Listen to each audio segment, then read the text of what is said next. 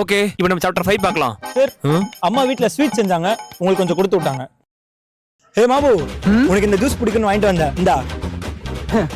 தேங்க்ஸ்டா. Mob அவன் உனக்கு தெரியும் என்கிட்ட சொல்லவே இல்ல. சார் அவங்க அப்பா ஃப்ரெண்டு சார். ஓ அவங்க அப்பா ஃப்ரெண்ட்ஸா? இல்ல சார், அவங்க அப்பா எனக்கு ஃப்ரெண்டு.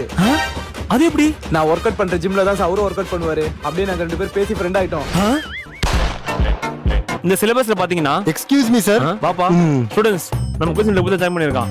நேமா சார்? டேய் மச்சான். வா மச்சான். சார் நான் அவன் பக்கத்துல போய் உட்காந்துக்கிறேன் சார். டேய் அவனுக்கு உனக்கு தெரியும்? அது ஒரு பெரிய கதை சார். சரி சின்னதா சொல்லு. எங்க ஏரியாக்கா அவங்க ஏரியாக்கா சண்டை சார். அந்த சண்டையிலே பேசி 2 பேரும் ஃப்ரெண்ட் ஆயிட்டோம். மச்சான் நீ இந்த கோச்சிங் சென்டர் தானா? ஆமாடா. சோ இதெல்லாம் நோட் பண்ணிக்கோங்க சார். ஏதோ சுவிட்ச் பிரச்சனை சொன்னீங்க, எந்த சுவிட்ச்? இதோ அங்க இருக்க சுவிட்ச் பா. டேய் நீங்க தான் படிக்கிறியா? ஆமாடா. ஏண்டா உனக்கு எவ்வளவு வாட்டி சொல்லி கொடுத்துருக்கேன் இந்த மாதிரி பிரச்சனை வந்து எப்படி ரெடி பண்ணுன்ட்டு. இது நீயே பண்ணிருக்கலாம்லடா.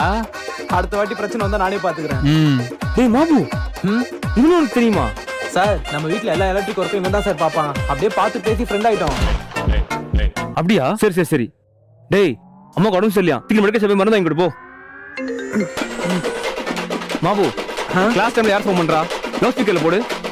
மச்சான் அம்மாக்கு உடம்பு சரியில்லையாண்டா, நீ கிளாஸ் முடிச்சிட்டு வா, நம்ம போய் மருந்து வாங்கி கொடுத்துட்டு வந்துருவோம்.